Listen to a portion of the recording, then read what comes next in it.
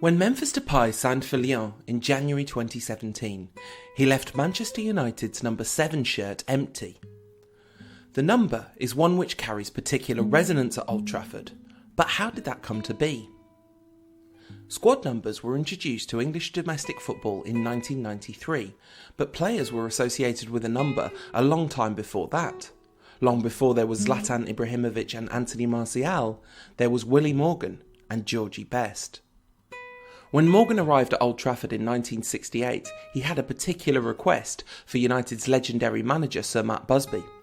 In his autobiography Willie on the Wing, Morgan wrote, "Then Sir Matt said, 'Well, it's all sorted and we're happy with the fee, but is there anything you'd like to ask me?' 'Well, I've always worn the number 7 shirt,' I replied. 'No problem,' said Mr. Busby. 'You can have the number 7 shirt and we'll give George the number 11 shirt. I know he won't mind.'" Best is often included in the list of United's legendary number 7s, but he was as much associated with the number 11. However, he did sport 7 on his back when United won the European Cup in 1968. Bryan Robson carried both the number 7 and United in general on his back throughout the 1980s.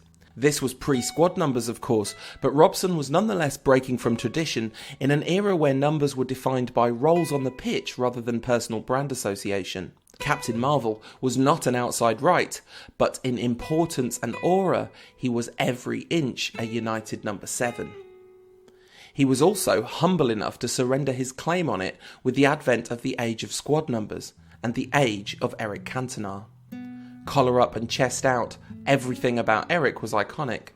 The number did not make him iconic, he made the number iconic. And then came David Beckham with an endless procession of haircuts and devastating assists. Beckham became associated with cool Britannia, with his image seen far beyond the world of football. Beckham said of the number, "It was never my shirt, it was George Best's, Bryan Robson's, Eric Cantona's. The only reason I wanted to wear the number 7 shirt was because of these players." According to Roy Keane, in part 2 of his autobiography, The Second Half, Beckham was lucky to end up with it. "The manager pulled me into his office and said he wanted me to wear the number 7. I said, 'No, I'm not that bothered.' And he said, 'I know Bex will want it and I don't want him to have it.' In the end, of course, as Keane wrote, Bex got it. It suited him." When he left for Real Madrid, Beckham cited Michael Jordan as his inspiration for the choice of number 23. Raul was Madrid's untouchable number 7 at the time. To take his shirt would have been heresy.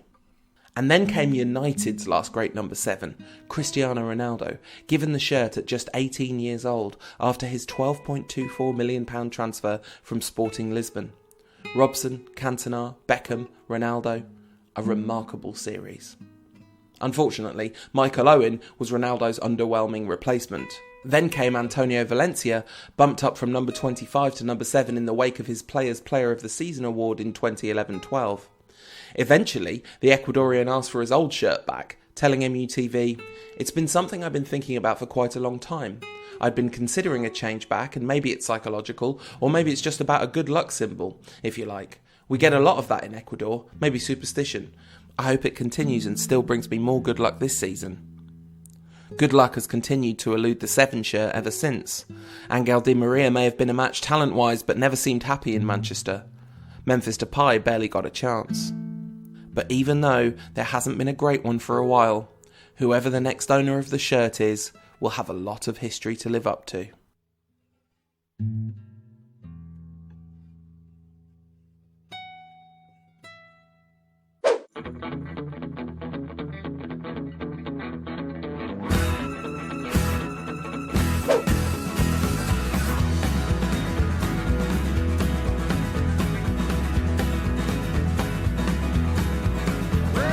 Whiskey every night, I'm smoking